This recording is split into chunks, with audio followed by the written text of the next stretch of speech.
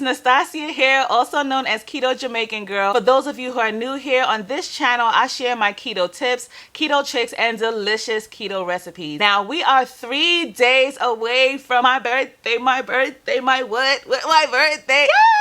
Yes, I'm hyped. So, as I promised you guys, I'm going to be coming to you with another recipe as we work our way down to my birthday. And this one is special to me. You guys asked me in our first Goody Crew Eat In Chat Live if I eat seafood in my keto way of eating. And my resounding answer was yes, yes, yes, yes, and yes. I don't think I'll be sticking to the keto way of eating if I couldn't eat seafood. So I really love that I can eat seafood and enjoy it. This one is one that my husband loves, my kids love it, the whole family can eat it, and I don't have to cook 2 meals in one night. My family absolutely loves this keto dinner, and you're gonna love it too. So let's go and start cooking.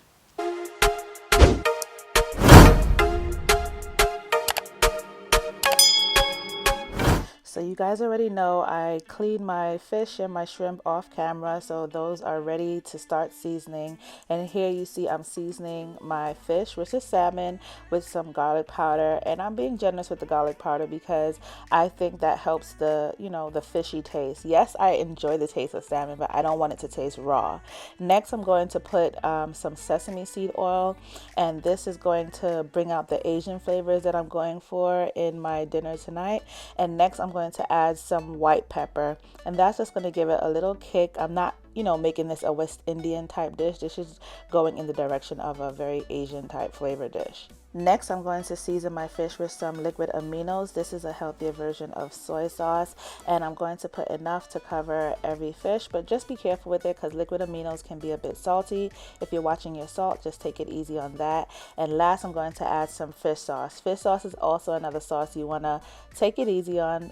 Less is more with the fish sauce, but it gives it a nice Asian flavor. So whatever seasonings I just put on the salmon, I'm going to do the same thing with my shrimp now, and then I'm going to massage these seasonings in as best I can without changing the shape or ripping the fish or the shrimp. So I'm just going to do this gently. While I'm marinating, I have my oven preheated at 400 degrees, and I'm going to pop the fish in and cook it for about 15 minutes. And while that's baking, I'll cook my shrimp. I'm going to be preparing the salmon and the shrimp 2 different ways. I'm going to be baking the salmon and frying the shrimp.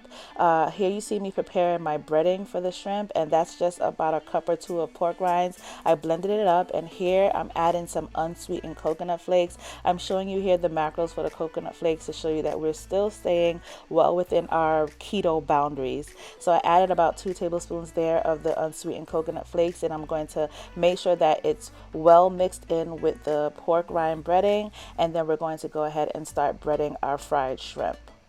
And here I'm cracking 1 egg, and I'm going to mix that up very well. This is going to be used to help the breading adhere to the shrimp. So just make sure that the yolk is completely broken and there's no intact yolk. Now I'm adding my shrimp. After dipping it into the egg, I'm adding it to the breading. What I probably would have done differently is putting the breading on the shrimp and not the shrimp in the breading, because you're going to see here I carried over some yolk, and then it started causing the breading to clump up together. So I probably would have used a fork and added the breading to the shrimp instead of vice versa, but it still turned out yummy. So this is me breading a few of the shrimp, and then we're going to go ahead and start frying it. And I'm using parchment paper so that the breading can stay on our shrimp and not stick to the plate. So now that our shrimp has been breaded, I am adding it here to my olive oil that I have heated while I was breading the shrimp. And shrimp cooks really fast, so you don't want to have it sitting in the oil too long.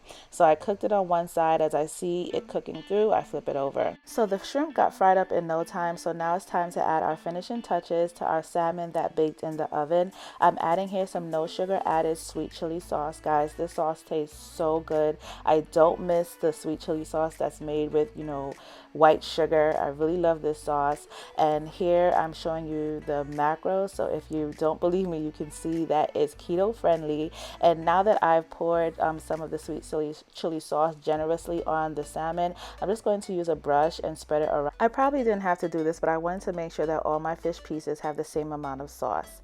So now that our sauce is evenly distributed, I can go ahead and add our finishing touches to our sweet chili salmon and coconut fried shrimp.